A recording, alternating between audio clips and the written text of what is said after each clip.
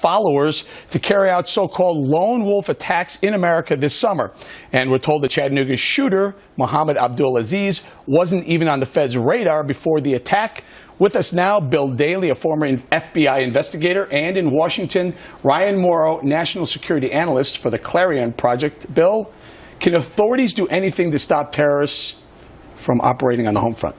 Well, they certainly can, and I think they have. The FBI has been very effective. If you look at before the 4th of July, there were a number of arrests that were conducted throughout the country of people they thought were on the verge of planning an attack or were in some way, thinking of associating themselves with terrorists. So all that is good. Difficulty, Eric, is that more and more it's become increasingly difficult to get a hold of information when these people run below the radar. We see this individual doesn't appear to have a footprint, at least on terror watch list, doesn't appear to kind of jump off the page to authorities. Why is that, Bill?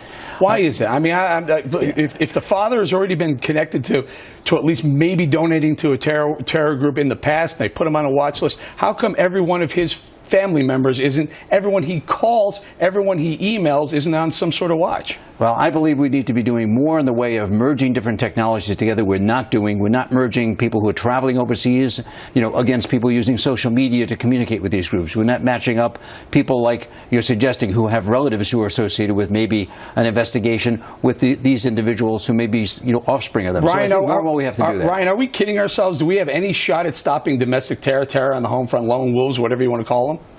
You can't eliminate it, but you can increase your chances of intercepting it by building partners within the Muslim community to provide you with the intelligence that you need. We need an educated public that knows how to identify extremism beyond just obviously picking up a gun and going to shoot someone. But we also have to face the reality, which is that this radical process, this radicalization process happens very, very quickly. And that's why you have to defeat this group overseas, because ISIS's success overseas is interpreted by radicals as an endorsement from Allah, and then that's what draws them to this group. So if you want to secure the homeland, you have to start pushing ISIS back overseas. Okay, fair enough. But you point out that maybe it needs to be. Do we profile? Let me just put it out there. Is it time to start profiling?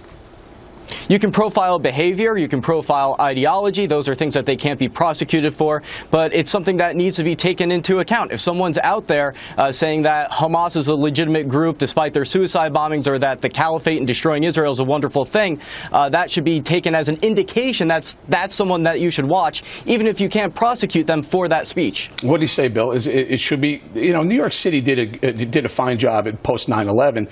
They got into the communities. They put police officers, they put undercover, they did intel, and they got into the areas that may now be considered off limits because of political correctness. Should we go back to those aggressive police tactics? I think there's more we can be doing, certainly in that regard, with gathering kind of very localized intelligence information. But more and more, Eric, these people are running really below the radar, where, in fact, as was just suggested, radicalization happens quickly, where it happens in a way that may not even mean they're connecting with someone or being ordered by someone overseas. It could be the fact that they're watching media, they're reading things online, and very quickly become motivated to do things. So you're saying hit them hard over there so it doesn't look like it's the group that all these kids, these disgruntled kids or potential terrorists, jihadists, they don't want to be part of that group if they're not winning over there.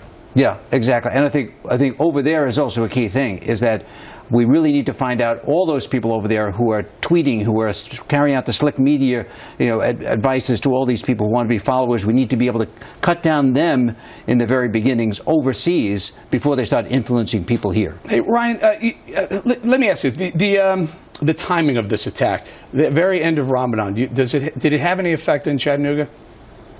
Well, we don't know for a complete fact, but it's very likely so. And that's because what ISIS was saying was that during the holy month of Ramadan, your obligation to engage in jihad is 10 times greater. And if you die in the process of engaging in jihad, your reward in paradise is 10 times greater. And so if you're a supporter of ISIS, you're going to want to die in that jihad before Ramadan is over. All right, we're going to have to leave it right there, gentlemen. Thank you very much.